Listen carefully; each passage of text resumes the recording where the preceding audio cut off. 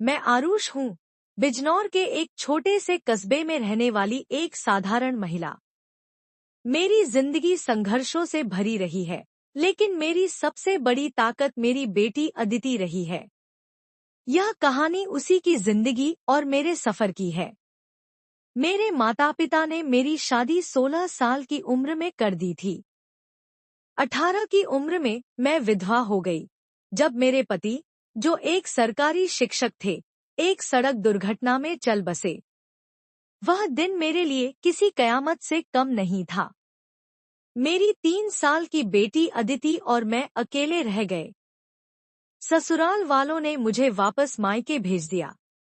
मेरे माता पिता ने भी मुझे हमेशा बोझ समझा। कुछ समय बाद उन्होंने मेरी दूसरी शादी कर दी। मेरे नए पति भी विधुर थे और उनका एक बेटा, अभिषेक, था। हम दोनों ने अपने बच्चों की खातिर एक नया जीवन शुरू किया। वक्त के साथ सब ठीक लगने लगा, लेकिन मेरी खुशियां ज्यादा दिन नहीं टिक पाईं। मेरे दूसरे पति की भी बीमारी के कारण मौत हो गई। अब मैं अकेली थी, 2 बच्चों की जिम्मेदारी के साथ। घर में 3 कमरे थे, एक किराने की दुकान के लिए और बाकी 2 हमारे रहने के लिए। सर्दियों की वजह से मैंने रसोई में सोना शुरू कर दिया और अदिति और अभिषेक एक ही कमरे में सोने लगे। अदिति के व्यवहार में अचानक बदलाव आना शुरू हुआ। वह रोज सुबह बिस्तर की चादर बदलती, चुपके से उसे धोती और खुद भी तुरंत नहाने चली जाती। एक दिन वह बेहोश हो गई। डॉक्टर ने बताया कि वह बहुत कमजोर है और उसे आराम की जरूरत है। मैंने उससे पूछा, लेकिन उसने इसे मामूली थकान बताया। उसका यह अजीब व्यवहार जारी रहा। एक सुबह मैंने उसे चादर धोते हुए देखा। जब मैंने सवाल किया, तो उसने कहा कि चादर गंदी हो गई थी। मैंने उसे मना किया, लेकिन वह जिद्दी बनी रही। एक रात अचानक आवाज आई और अभिषेक के कमरे की छत गिर गई। शुक्र था कि वह बच गया, मगर इस घटना ने मेरे दिल में एक डर बसा दिया। हालात मुश्किल थे, लेकिन मैं अपने बच्चों के लिए हर मुश्किल से लड़ रही थी। अदिति का व्यवहार और उसकी कमजोरी मुझे चिंता में डाल रहे थे। मैंने उससे प्यार से बात की और जाना कि उसके मन में कुछ छिपा है। यह एक माँ की सबसे बड़ी परीक्षा थी। अपने बच्चों को सुरक्षित और खुश रहने की वह हमेशा मेरा भरोसा बनाए रखता था। हमारे घर में वह इकलौता पुरुष था और हमारी उम्मीदें उसी से जुड़ी थी। मैं अक्सर उसे कहती थी कि वह अपनी पढ़ाई जारी रखे, खासकर अगर वह प्राइवेट तरीके से पढ़ाई करे, तो उसकी नौकरी में भी सुधार हो सकता है। उसने मेरी बात मानी थी। एक दिन फिर वही हुआ जिसने मुझे चिंता में डाल दिया। अदिति बेहोश हो गई थी। उसकी हालत इतनी गंभीर हो गई थी कि वह एकदम पीली पड़ गई थी। मैंने तुरंत डॉक्टर को बुलाया।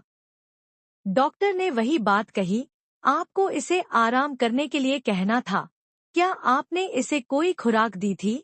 मैंने सारी बात बताई कि क्या खिलाया था, लेकिन डॉक्टर ने कहा कि उसकी कमजोरी बहुत बढ़ गई है। अगर यह स्थिति जारी रही, तो उसकी जान को खतरा हो सकता है। डॉक्टर के जाने के बाद जब अदिति को होश आया, तो मैंने उससे पूछा कि उसने कोई काम तो नहीं किया, क्योंकि यह हालत उसी दिन से बढ़ी थी जब उसने कमरे में अकेले सोना शुरू किया था। मुझे यह समझ में नहीं आ रहा था कि क्या हो रहा था। अदिति का हाल दिन ब दिन खराब होता जा रहा था और मैंने सोचा कि क्या यह सब उस घर में कुछ गलत होने के कारण हो रहा है। फिर एक दिन जब मैंने अदिति को चादर धोते देखा, तो मेरा दिल जैसे रुक गया। वह फिर से वही काम कर रही थी। यह तो वही चादर थी जिसे वह बार बार धोती थी, लेकिन अब यह तो एक बड़ी समस्या बन चुकी थी। वह क्या छुपा रही थी मुझसे? तभी मुझे एहसास हुआ कि कुछ गलत हो रहा है, और यह तभी से शुरू हुआ जब अभिषेक ने उसके कमरे में सोना शुरू किया। दोनों में बहुत प्यार था, मगर यह प्यार किस दिशा में जा रहा था, मुझे इसका अंदाजा नहीं था। मेरे बेटे और बेटी के बीच कुछ गड़बड़ चल रही थी, लेकिन मैं इसे समझने में पूरी तरह से नाकाम हो रही थी। एक दिन मैंने दोनों को कुछ अजीब बातें करते सुना। मेरे बेटे ने कहा, तुमने तो अपनी तबीयत इतनी खराब कर ली है, अब हम क्या कर सकते हैं? और अदिति ने जवाब दिया, मुझे ये करना है, बस थोड़े दिनों की बात है। मैंने और भी ध्यान से उनकी बातें सुनी और समझा कि कुछ गड़बड़ हो रही थी, लेकिन मैं खुद को यकीन दिलाती रही कि यह सिर्फ मेरा भ्रम है। हालांकि जब मैंने एक दिन चुपके से उन दोनों को देखा, तो मुझे और भी शक होने लगा। मेरी बेटी को देखकर मुझे यह महसूस हुआ कि वह कुछ छुपा रही थी। उसकी बगल में नीले निशान थे, जो एक जख्म के निशान जैसा लग रहा था। मैंने उससे पूछा, तो उसने कहा कि वह गिर गई थी, लेकिन वह जवाब मुझे कोई संतोषजनक नहीं लगा। एक दिन जब मैंने चादर की तह खोली, तो मुझे सफेद बालों का ढेर मिला। यह बाल छोटे थे और बिल्कुल सफेद थे, जैसे कोई औरत के हों, लेकिन मैं यह नहीं समझ पा रही थी कि यह सब क्या हो रहा था। क्या यह सच था कि वे दोनों एक दूसरे से कुछ छुपा रहे थे? मेरे दिमाग में एक ख्याल आया कि कहीं यह सब कुछ मेरी गलती तो नहीं थी। क्या मैंने अपने बच्चों को इतना ढीला छोड़ दिया था कि वे गलत रास्ते पर चल पड़े? फिर एक दिन जब मैंने अपनी बेटी को यह सवाल पूछा, तो उसने चुपचाप मेरी ओर देखा और कहा, माँ, जैसा आप समझ रही हैं, वैसा बिल्कुल नहीं है। हमारे घर की स्थिति बहुत खराब हो चुकी थी। दुकान ठीक से नहीं चल रही थी और भाई भी अच्छे पैसे नहीं कमा पा रहे थे। हमें समझ में नहीं आ रहा था कि हम क्या करें। तभी भैया के एक दोस्त ने उन्हें एक काम दिया। दरअसल उसने कुछ बिल्ली के बच्चे पाल रखे थे, जिनकी देखभाल वह खुद नहीं कर पा रहा था। उसकी हालत देखकर उसने हमें इन बच्चों की देखभाल का काम दे दिया और बदले में बहुत अच्छे पैसे देने का वादा किया। भैया दिन भर काम में व्यस्त रहते थे, लेकिन रात में आराम की जरूरत होती थी। इसलिए इन बिल्ली के बच्चों को वह कमरे में लेकर आते थे और मैं उनकी देखभाल करती थी। लेकिन एक दिन मुझे यह एहसास हुआ कि मुझे इन बिल्लियों से एलर्जी हो गई है, जिससे मुझे हर सुबह बेहोशी महसूस होने लगी। भैया ने मुझे कुछ दवाइयाँ दी थी, ताकि यह एलर्जी कम हो सके। वह काम हमें बहुत पैसे दिला रहा था और मैंने महसूस किया कि अब हम अपनी छत डलवा सकते हैं और कुछ राशन भी खरीद सकते हैं। लेकिन हमने कभी आपको यह सब नहीं बताया, क्योंकि हमें पता था कि आपको पालतू जानवर पसंद नहीं है। हमें यह नहीं चाहते थे कि आप हमारे बारे में गलत सोचें।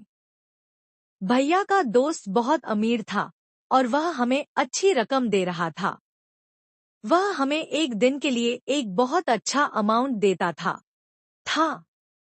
जब हम शालू के घर पहुंचे, तो पता चला कि उसकी शादी हो चुकी है और वह अब अपने ससुराल में खुश है। उसकी खुशियां देखकर हमें थोड़ी राहत मिली, लेकिन हमारे दिलों में शर्मिंदगी बनी रही। ईशा की आंखों में आंसू थे। उसने कहा, आपका किया मेरे सामने आ गया। आपने जो बीज बोया, उसकी सजा मुझे भुगतनी पड़ी। हम दोनों, मैं और मेरे पति, अपनी बेटी से माफी मांगते रहे। इस हादसे ने हमें सिखाया कि बेटों और बेटियों के साथ समान व्यवहार करना चाहिए। बच्चों को नैतिकता और सहीगलत का पाठ पढ़ाना हर माता-पिता की जिम्मेदारी है। हमने अपने बेटे की गलतियों को अनदेखा किया और उसका परिणाम पूरे परिवार को भुगतना पड़ा। हमारा नया जीवन अब इस सीख के साथ शुरू हुआ कि बच्चों को प्यार के साथ सही दिशा देना ही सच्चा पालन पोषण है।